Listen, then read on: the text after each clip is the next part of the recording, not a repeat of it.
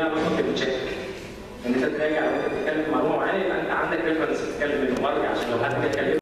المشروع ده ابتدى في اسنان ده السنه اللي فاتت، وهو هدفه ان احنا ندي سوفت سكيلز للطلبه كلهم قبل ما يخش في اي سيفل وورك بعد كده. انتنسيف بشكل عام عاملاه فريق اسمه اي سي بي، الفريق دوت من اسنان مع ماك كلوب. وماك كلوب الحقيقه هو هيتكلموا دلوقتي عن نفسهم. احنا اشتغلنا معاهم عشان ننظم الكورس دوت. الكورس دوت اتعمل منه بارت 1 وبارت 2، دلوقتي بارت 3 شغال والنهارده في الكلوزنج الحفله الختاميه بتاعته. المشاريع ناجحه جدا ومتطوره جدا، واللي شارك فيها حوالي اكثر من 500 طالب من جامعه اسكندريه في مختلف الكليات، هندسه ومجمع طب وعلوم ونظري. من البروجكتس القليله اللي ناجحه بالشكل دوت والتطور دوت. الترينرز الموجودين كان دكتور هيثم عبد العزيز وجيلان يسري خليفه، ودول الناس مستواهم معروف جدا في السيفل وورك.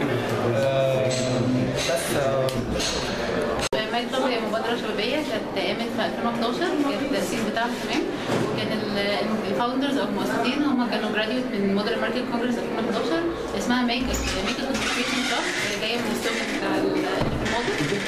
بنعمل بروجكت وايفنت تستهدف لتنمية الشباب وازاي ننمي السكيلز بتاعتهم بشكل اندايركت، كمان من خلال المشاريع بتاعتنا، من خلال الايفنت، من خلال TND بروجرامز اللي هو زي النهارده التريننج.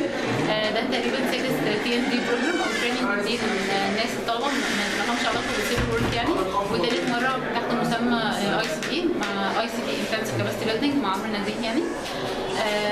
احنا من البروجكت اللي اشتغلنا عليه يمكن في ماك كلوب الفتره اللي فاتت كان بريدجز، كان انا عربي، كان عملنا ايفنت مثلا للعنف ضد المراه، نزلنا ايفنت اسمها قلق هنا، وايفنتات كده كانت تبع اسكندريه ومحافظه اسكندريه عامه. وفي البروجكت اللي جاي اخر حاجه MUP موديل في رايت بيرنمان، هيبقى الكور بتاعته في شهر 3 عشان يبقى ماك كلوب. لما جيت هنا لقيت ان في حاجات كتير اتغيرت، حاجات انا لمستها في حياتي. منهم الناس اللي اتعرفت عليهم دي ما كانش التارجت بتاعي، ما جايش عندي مشكله اللي هي بابليك سبيكينج، ما عادش كلمه وسط الناس كتير جدا، ما كانش عندي مهارات البرزنتيشن خالص. فلما جيت هنا عملت اول برزنتيشن في حياتي، ده فادني جدا، حسيت ان انا نجحت في حاجه قضيت على مشكله عندي في حياتي عامه.